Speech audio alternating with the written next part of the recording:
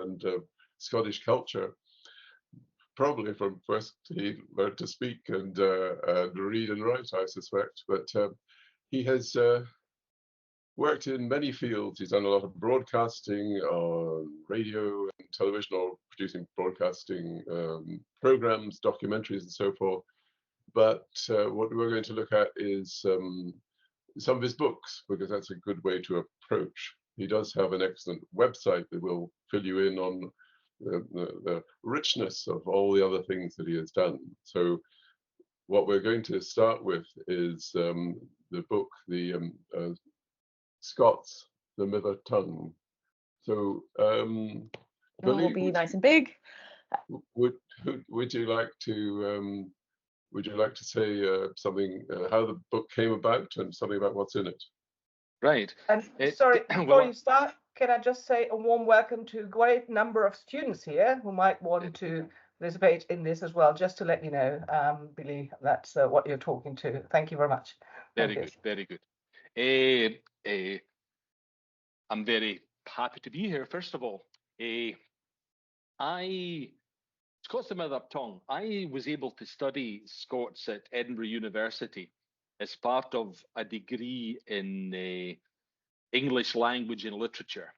And I switched from a modern languages degree in French and German to doing English because I wanted to study Scottish literature and Scottish culture, which I discovered I could do at Edinburgh. There was very little Scottish content in my own schooling, apart from Robert Burns, who was very much part of the folk tradition, if you like. Apart from him, there was very little Scottish history or literature taught at school. But I was very interested in it. And when I discovered that you could study it at Edinburgh, I switched to doing a degree where I was able to study Scots as part of the degree. I did, I think, 3 courses in Scots, in the history of Scots. And it was quite a revelation for somebody who was a Scots speaker from one of the Scots-speaking heartlands of Ayrshire, to hear the pedigree of my language going back centuries before Robert Burns. We all knew about Robert Burns, and that gave us pride in our language because of him being a great international figure in literature. But I didn't know that there had been a literary tradition going back till at least till the 12th century, possibly if you add on Anglian literature even earlier than that. And it was quite a revelation that gave me a totally different perspective on who I was. So when I had the opportunity to study that, and then had the opportunity after university to start working in the media in Scotland, what I was anxious to do was to convey to people who had not had the education that I'd had what they had missed out on. The brilliant literary and intellectual tradition that Scotland had produced over many, many centuries that had been very neglected in my education, but which, having been educated, I was desperate to tell others about. So I started making oral history programs using Scots, using people speaking Scots, and making programs about working class Scottish history in the early 1980s as a producer with the BBC, having been a researcher. And then I branched out into making programs on the history of Scots. One was a radio documentary, The Scots Tongue, and one was a television documentary, The Mother Tongue. The BBC couldn't quite bring itself to call it The Mither Tongue, which was the name of the book. That was becoming too ethnically Scottish for them. So it was called The Mother Tongue, and it was a 3-part history on television of the Scots language. So the book came out of me being able to rework what I'd studied at university And what was innate to me because of coming from a strong Ayrshire Scots-speaking background, and it was to work that up into a history of the language, but also a social history of the language, how we come to speak the way we do, because very few people know how that came about. So that was the background. And it also came about through many, many arguments with people who, although they knew nothing about linguistic history, had strong opinions, as people do, about language. And usually in these arguments, I usually won because I was more educated in the subject than they were. And it gave me the determination to tell the history to the people that needed to hear it, which was the mass of the Scottish population, rather than an academic population. A lot of them already knew the story. But what I wanted to reach was the ordinary man and woman, if you like, to give them a sense of who they were, which was missing in their education. So that's briefly the background to the book. Yes, because one of the things that you argue very cogently is that the Scots as a language has as good a pedigree as English as a language, that it was used by the court, by poets, and for various reasons, which you mentioned in your book, Scots and Mither Tongue, that with the Scots, the king going south in 1603 and the union of the parliaments in 1707, that we joined the sort of the in 1707 we joined a sort of common market, and the opportunity was there. So that Scots has always been, that means that Scots has been under pressure as a language, and you've done your heroic best to defend it. Yes, and it's also, I see it in a European perspective very much. I'm from a linguistically rich family. Because I grew up from an early age speaking Scots and learning that you had to make the switch in education so that you wouldn't be punished for speaking Scots, it gave me a linguistic awareness from a very early period, so that when I started trying to learn French and German when I was about 11 or 12, I found it comparatively easy to pick up other languages. And I was aware of the nonsense that prevailed in education at that time, that you tried to eradicate people's Scots in order to make them good English speakers. Whereas everyone today knows that you don't eradicate anything, you encourage linguistic diversity. And if you've got two languages, it's a lot easier to learn 3, 4, or 5. But that didn't exist at that time. And what I tried to do is make the links between contemporary spoken Scots with the historic language. So I chose extracts and trying to find extracts from the medieval language where words and sounds were still used today. So having studied the literature, I knew the poets and I knew the writers, but I went back through them and found passages that would be easier for people who speak Scots today to tune into those passages. And I can give you one or two extracts that are typical of what I try to do, to try and give them a sense of history and of the pedigree of their language.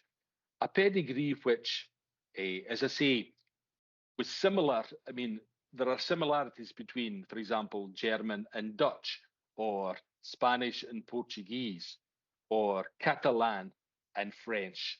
Languages from similar origins which developed differently because of politics, and then in the case of Scots, began to come together again because of politics, because of the unions that Michael just mentioned. So that's from a European perspective. And also, a lot of people who are experts in the poetry of the makers, of the great Scots poets of the 14th, 15th, and 16th century, including the wonderful scholar and a really nice lady who's the principal of St Andrews University. She studied the makers at, I think it was Oxford or Cambridge. I remember her saying to me that she couldn't study at Oxford, so she went to Cambridge to be tutored in the makers, and then wrote her, I think, a dissertation in Oxford. Sally Mapston, her name. And she maintains that the makers, especially Dunbar and Henryson and Sir David Lindsay and Douglas, that period from about 1450 to 1550, were definitely writing the greatest literature and poetry that existed in the British Isles at that time. And she's an English lady, so she has no Scottish axe to grind. But also she thinks that it was arguably the greatest poetry in Europe in that period. So as a European, as a proud European with a Portuguese wife and with children living in Germany, Switzerland, and Belgium, and being in a multilingual family that speaks French, Italian, Portuguese, a bit of Russian, etc., then I'm promoting my native language as part of that great myriad of a tapestry of European culture. And that's very, very important to me too. I'll give you a couple of short flavors of the older poetry. The first one, I think I've still got it in my head, so I don't have to read it. It's a poem from the time of Alexander III, and it was published in the original Chronicle of Scotland. And it tells of the plenty, the sonce, the plenty of ale and breed, of wine and wax, of gammon and glee, the plenty that existed during Alexander's reign, and then how the gold was changed into lead, how gowd was changed into lead when Alexander died, and then they had the struggle against English aggression in the Wars of Independence. So for a flavour it goes, when Alexander, our king, was deed, that Scotland led in law and lee, a war was sown so ale and breed, o wine and wax, o gammon and glee. Our gowd was changed into lead. Christ, born in virginity, succour Scotland and remede that is stayed in perplexity. And another short extract is from Barber's Bruce, the great national epic describing Robert the Bruce, the great Scottish hero king. And this is Bruce addressing the Scottish army at Bannockburn. The first is that we hae the recht, and for the recht ilk man should fecht. The t'other is that they are coming here for lipping in their great puir to seek us in our ain land, and has brought here recht to our hand richness into sae great plenty, that the pairest of you shall be both rich and michty therewithal, gift that we win as weal may fall. The third is that we, for our lives, and for our children, and our wives, and for the freedom of our land are strained in battle for to stand, and they for their micht innerly. And the last line there is fantastic. We are there strained in battle to preserve our country, our children, our families, and they are there for their micht innerly, only to exercise their power and their might, which is an amazing statement that could ring true in places like Gaza or the Ukraine today. So that gives you a flavour of some of the medieval poetry. Thank you very much, Billy. In Scotland, Scots have always been aware of other countries and other cultures through and wandering Scots are a a phenomenon over many centuries. And the Macars themselves were aware of Chaucer's work within Ottoman as so they were not cutting themselves off from other influences from some of the Romance of the Rose and things like that. That they were aware of. They had a broad sort of cultural base to on which to do their own work. There is, I think, it's in the Scots and Mither Tongue that you deal with the problem of shall we say, people having to after 1707, particularly in the 18th century, trying to adopt to speak English to avoid Scottish idioms. People like David Hume are worried about Scotticisms and various sort of strangulated versions of English, and people claiming to be able to teach English who couldn't. But that was still the case, that a lot of them in their private conversations would still be speaking Scots, and they could speak nothing else. That's the interesting thing. The people who went to London could gradually tune in and adapt their accent, but the majority of these people were still in Scotland, where an English accent was rare, so they had no idea how English was spoken. And there's a number of humorous depictions of that period. There's a lovely play by Robert McClellan called The Floors of Edinburgh, which shows Scots in Edinburgh trying to learn from elocution masters and things like that, and usually getting it very wrong. One incident that sums it up is very interesting. I am speaking at the Boswell Book Festival in Ayrshire in 2 weeks' time, and James Boswell was a classic example of the 18th century Scot on the make in London.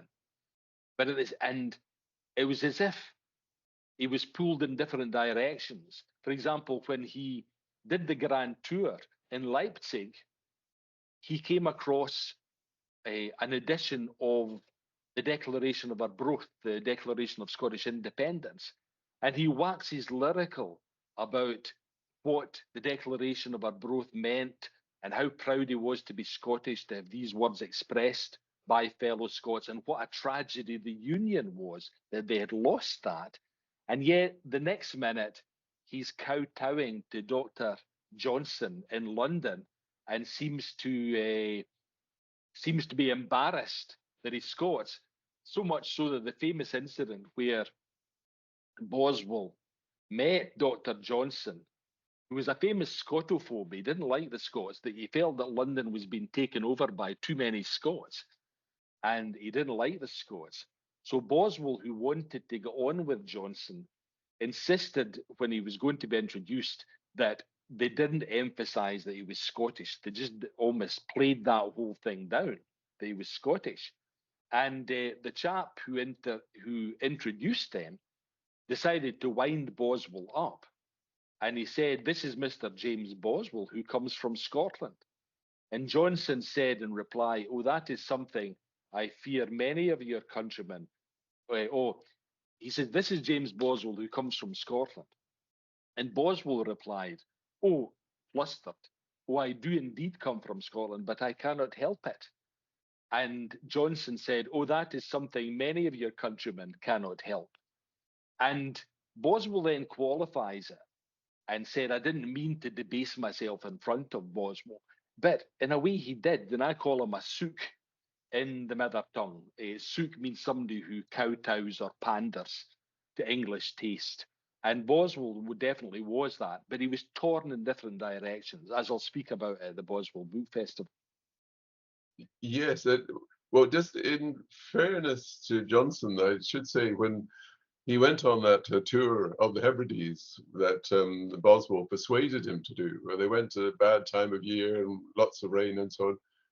And Johnson did like Scotland, and it overcame his prejudices. And if you read there's one volume that has the two accounts of their journey side by side, and Johnson is a very good observer. But so I think that but people can long nurse prejudices and in spite of evidence to the contrary. And that's what you say about Boswell too. He was well, what was he? He was a glutton, a toady. He wouldn't let his wife speak to her sister because she had married beneath her and so on. So he was a snob and all sorts of things. But still, his journals are wonderful. Yes, he's a great writer, and I like a lot of what he writes. But he was a sook, simple as that. And I don't like that attitude. I think to use a great line by Hugh McDermott, to be yourself and to make that worth being, nae harder job to mortals has been gain. Well, Boswell it was the divided self with Boswell. It was Jekyll and Hyde. It was the divided self. It was the Scottish anti-syzygy rather than being himself and making that worth being. Yeah, and Thomas Carlyle has an interesting essay on Boswell, and he's very rude about Boswell as a man, but not as a biographer. We just go back a case, this business about Scots and English, just some quick points about it. With Ferguson, Robert Ferguson, he wrote this, the poetry that we like is in Scots mainly. When you worked on a CD and read the readings from Ferguson, did you do any of the ones that, shall we say, the English readings, or did you stick to the Scots? I stuck to the Scots just because I think they're better generally. I mean, he's written some decent English poetry, as did Robert Burns. But to me, his Scots poetry, because it's his natural mother tongue, it's not just a literary medium, then I chose that. And what I was trying to do there was recreate the life of 18th century Edinburgh in music and Ferguson's poetry. So I stuck very much to Ferguson's Scots poetry. And I'm delighted to say that this is the 250th anniversary of the death of Ferguson. And we're going to be reviving a performance of Ferguson's Auld Reekie in St. Cecilia's Hall, right in the heart of 18th century Edinburgh in November. So I'm looking forward to that. Those tickets will be well sought after. I think so, yeah. And just before we move on to the next book, Walter Scott spoke Scots, wrote in English. His books would be read by the habit of reading books aloud to audiences, as there was no TV. So, so the reader presumably would then be converting that English back into Scots, more or less. Is that the case when they were reading the books? When they were reading out in the, and that's an interesting one.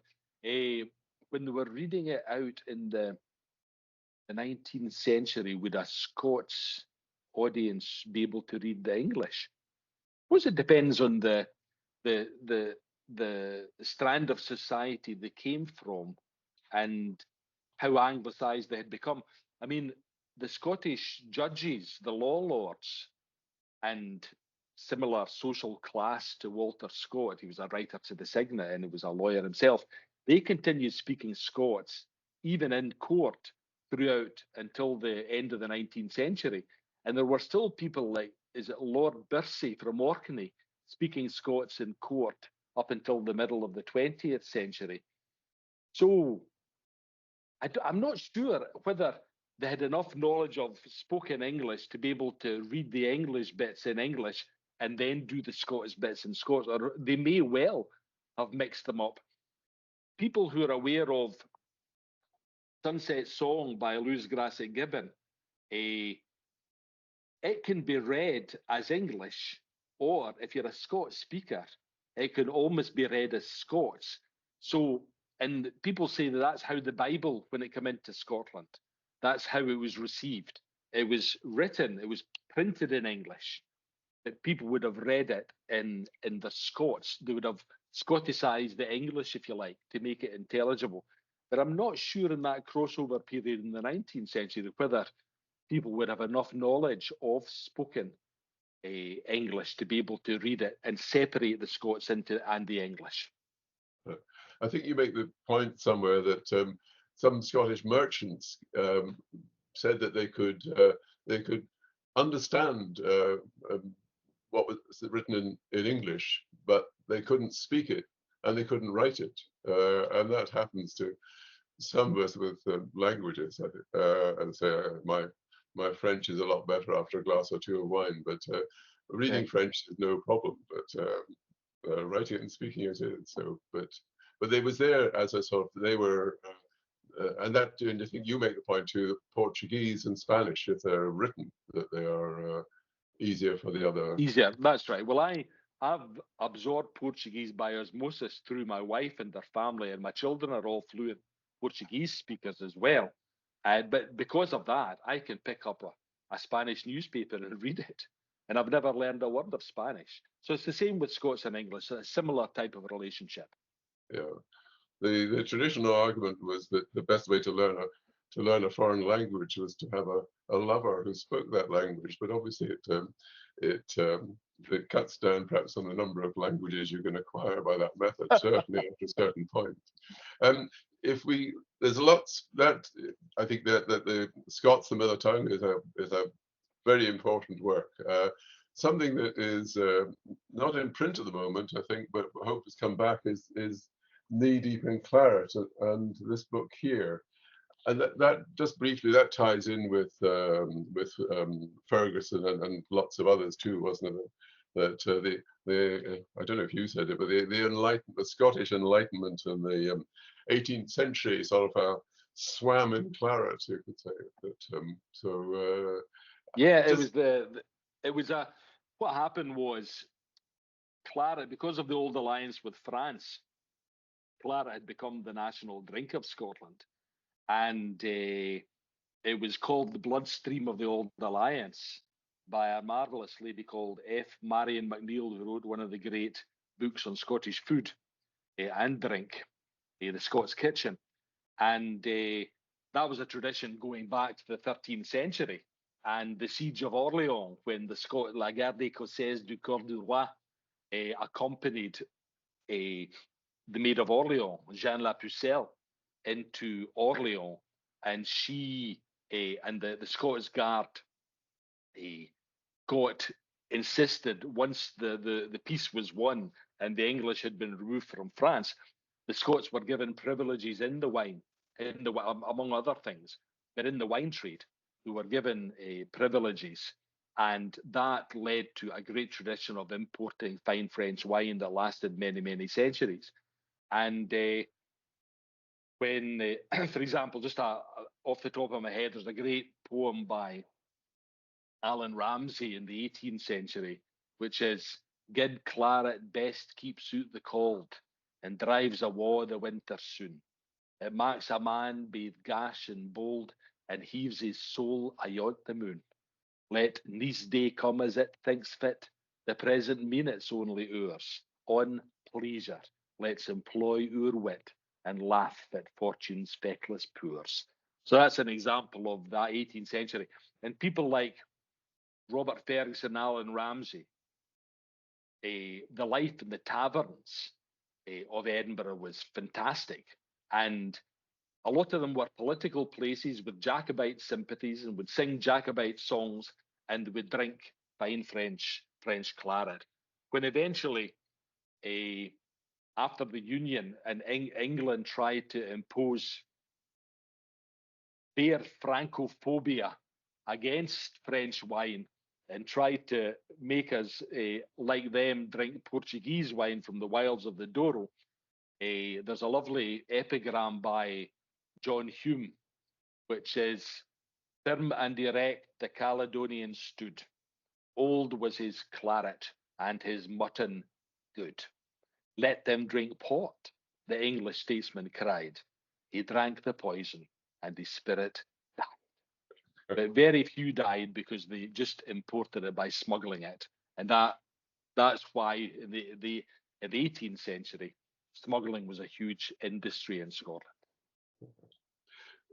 The research for Knee Deep in Claret, I presume, took you to Bordeaux, and you've certainly been there on many occasions, spoke on many occasions. This brings us perhaps to well, the second book that's in print that is also very important. This book here, the Scottish World, and in that again it shows your enormous love of history, because you trace you see what's, well, sometimes historical events that could have been in either way, but they have shaped the present that we have. It doesn't mean to say the present is fixed; it can be changed. But so, and in the Scottish World, you follow with enormous sort of scholarship the Scots who have gone round the world and lived and become parts of other nations, other countries. Yes. Did that? Wait, I think that came out again from some of your broadcasting work. Was that right? Yes, that came out. Before I answer that question, just to say that we still have copies of Knee Deep in Claret. You'll not find them in the shops, but Cailean Maclean and I, my co-author, still have copies of it. So if anyone wants to get in touch, you can get a signed copy from us. That's a quote from Burns, by the way. Burns described a claret drinking competition in Dumfriesshire in the 1780s, and that's one of the lines in it. And knee deep in claret, he'd die ere he yield. Yes, knee deep in claret, he'd die ere he yield. There's the chapters on France and the Iberian Peninsula in the Scottish World also have a bit about that wine history, because it was important in the links between those countries. Claret in France, and then Port and Madeira in Portugal, and Sherry in Spain, all had strong Scottish connections. And I go into that in Knee Deep in Claret, and then in the Scottish World too. The Scottish World, I went freelance, totally freelance, and I formed an independent company in the middle of the 1990s when the BBC were looking to farm out so many of their programs to independent companies. It was then required of them to do that. So because I had been a producer and presenter with the BBC, they trusted me to make those programs. And I think the first one I made was called Merchants, Peddlers, Mercenaries, which was about the Scottish migration to the Baltic, to what was and over the centuries always changed. It was Prussia, and then it was Poland, and then it was Lithuania, it was Poland, Lithuania, it was Danzig for 50 years, and then it was Gdansk for another 50 years. It was Posen, it was Poznan, etc., etc. So I was always fascinated, having studied German and having some German. I was always fascinated by that balance between different cultures that you get in the Baltic area. And I visited Gdansk, Danzig, and Warsaw, and made a program about that connection, which is absolutely fascinating, because it's reckoned now that possibly more Scots went to Prussia and Poland in the 17th century than went to Northern Ireland, than went to Ulster, and again had an influence where they were. So much so that I don't have it in front of me, the Scottish World, but there's a passage in it where a historian of Prussia says that it was the Scottish admixture into the German, because of so many Scots being there, that produced the Prussian mentality, which is quite a claim. There's a German historian who made it. And another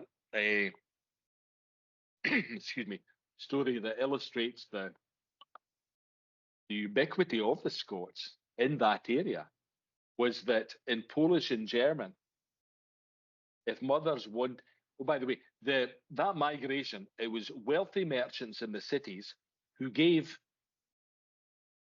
peddlers packs to young boys who arrived from Dundee and Aberdeen and Edinburgh into these ports, the old Hanseatic ports, and then they went into the Polish countryside and sold directly to the farmers and to the peasantry. And for a lot of people in the countryside, the only foreigners they saw were these Scottish peddlers. And mothers used to say to their children, if they were not behaving, "Warte bis der Schotte kommt." You wait, or the Scots will come and take you away. A bit like the raggle-taggle gypsies in Scottish and English and Irish folklore. Their Schotte was the other, the person, the stranger in the land who would come and steal children away and they would never be seen again.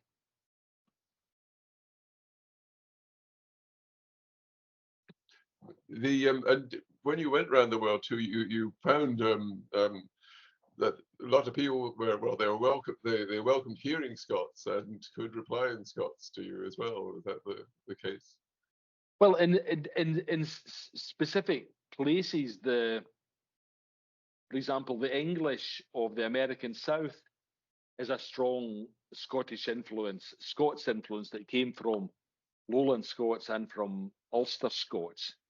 And so much so that the poet laureate of North Carolina, a man Charles McNeill, wrote in Scots, wrote so many poems in Scots, published about 1910.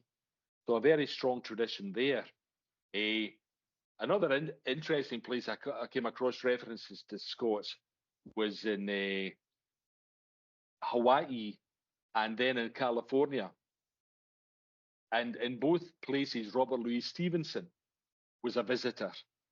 And in Hawaii, there's a letter in the Bishop Museum in Honolulu inviting Robert Louis Stevenson to visit the Royal Palace in Waikiki.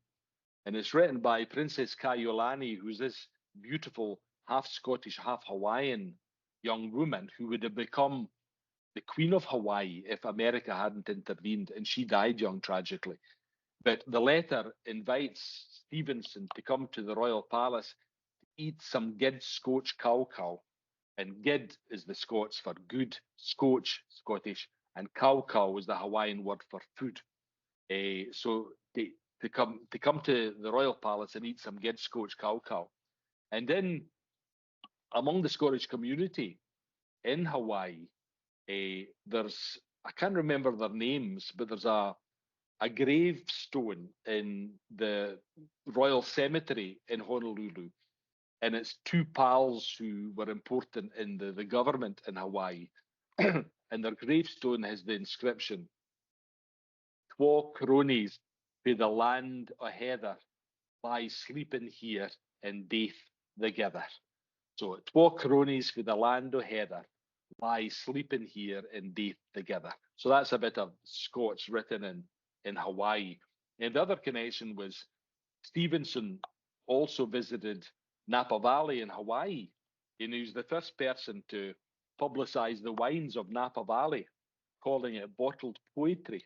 And when you enter Napa Valley, there's that sign talking about the wine as bottled poetry, and that comes from our great writer Stevenson.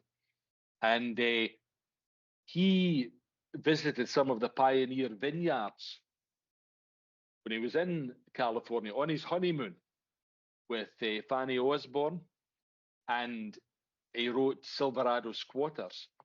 And among the pioneers was a man from Greenock called MacEachern. And he describes MacEachern, and he describes the vineyard, and he says, he remembered being put inside Mons Meg as a boy. Mons Meg is the great cannon at Edinburgh Castle, originally from Mons in the Low Countries. And MacEachern said he remembered his father putting him inside the cannon as a little boy. And then Stevenson says, and we exchanged a word or two in Scots, which pleased me more than you could fancy. So there's Stevenson, an exile, loving hearing the sound of his native language in Napa Valley. Yes, his wife Fanny Osborne was, I believe, a crack shot, which is ensures good behaviour in husbands, I think. So, not that Stevenson would wonder. Yes, and the other thing too is Scots who came back after some time. David Hume, with his time in France, brought back some recipes, much as the Crusaders did when if those that returned from the Holy Land improved their cooking. So food and wine have gone together. So and there's a lot to be said for cultures mixing, and I think Scottish food today is quite has many influences as well as a strong tradition. I think that obviously Burns had his poem in praise of haggis with its many verses. His praise of sheephead is I think he's only got 2 verses, but which either means the sheephead he couldn't wait to get on with it, or he wasn't so inspired. But we'll never know, perhaps. The last book that we want to talk about is very important. It's your autobiography, Born in Kyle. So would you tell us about that, please? Yeah, it's I had a lot of during the pandemic and the lockdown. I decided I wouldn't be able to go around and interview people for radio documentaries. So I decided that I would do 2 big projects. One was to record an audio book of Scots and Mither Tongue, and I succeeded in doing that. I managed to record it all, the whole book, and it's done well. It's sold about, I think the last time I looked, it was about 1,400 copies on Audible. So you can actually read the text and hear me reading passages of Scots from different eras in the history of it. And the other thing I wanted to do was give something back to my childhood in Ayrshire and the culture I grew up in. So I wrote Born in Kyle. Born in Kyle, again, is another title I got from Burns, because his autobiographical song is There Was a Lad That Was Born in Kyle, and so was I.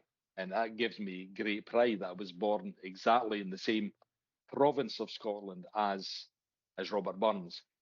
So it was an attempt to recreate my culture, the last of the pre-television generations in the 1950s and 60s, to recreate that, and in the language of the community, which was very much Scots. We only spoke English to the teacher, the doctor, and the minister, which was very, very rare. So I wrote it all in Scots, and I recorded an audio version of that as well. And I'd like to give you a couple of flavours of it, just to let you hear contemporary spoken Scots. And the first one is me looking back on the 1950s and of the sense of community. And I'll just paraphrase it in English for those who haven't been exposed to much Scots. In it, I'm saying that it was wonderful belonging to a warm community, but there were demands and responsibilities.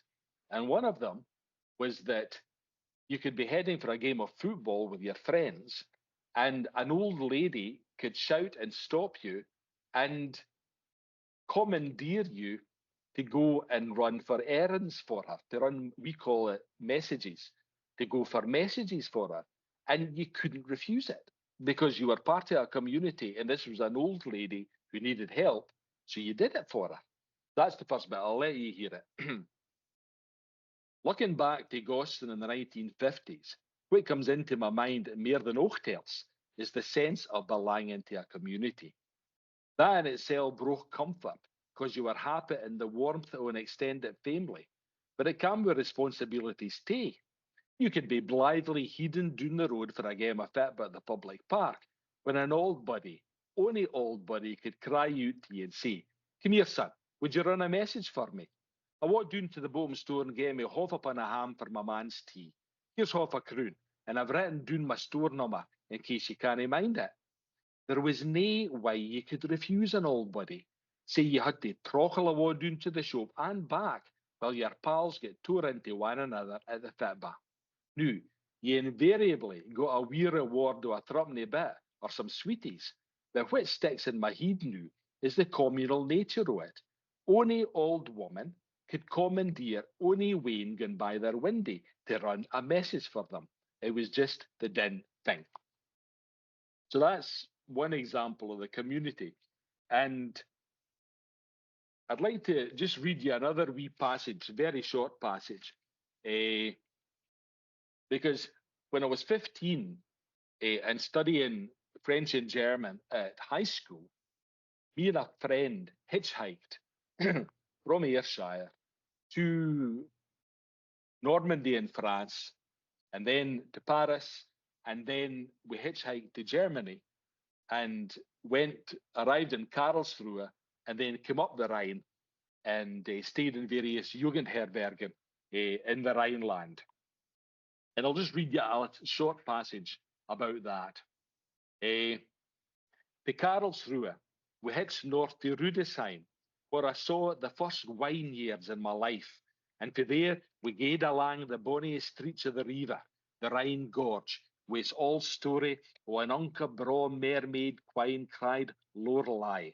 Both their position on top of a muckle rock overlooking a sharp corner of the narrow Rhine would lure boys in the boats below onto the craigs and gar them tyne their lives a cause of the lassies bonny singing and caimin o'er lang gowden tresses. Being 15 at the time, gin the Lorelei had gied me the gladie, I'm gae share this Galston boy would have perished in the craigs like the Rhenish sailor boys lang syne. Wearing were kilts, Davy and I did get a douce welcome for lassies of our own age, and I've got photos taken at the time with me and a wheen broad German lassies on either side of me, and me grinning like a cuddy looking over a dyke in the middle. It scenes like these, all Scotia's grandeur springs. That was me in the Rhineland, age 15. Right, yeah, you had a good time. I was hitchhiking in Germany in 1966. I don't know where you were there, but and again, I'd worked there for a while, and the warmth of the German people was something that I always remember. Indeed. We've covered we've approached you through books, but of course you've indicated some of your other work elsewhere. Your website is well worth going to. I got it simply by putting your name in, and it came up right away. But it is your website. What is it? Are you Billy K? The web It's address? www.billyk.scot or www.billyk.co.uk. Either would reach. Great. So we've been on a sort of journey with our books. That some of you have of course done other things too. So through the Scots, the Mither Tongue. With a certain bit of Bordeaux on our tongue as well, and then through the Scottish world and your autobiography and your reminiscence there. Thank you very much, Billy K. It's been wonderful, and we'll go on to questions shortly. Thank you very much. Good. You're very welcome.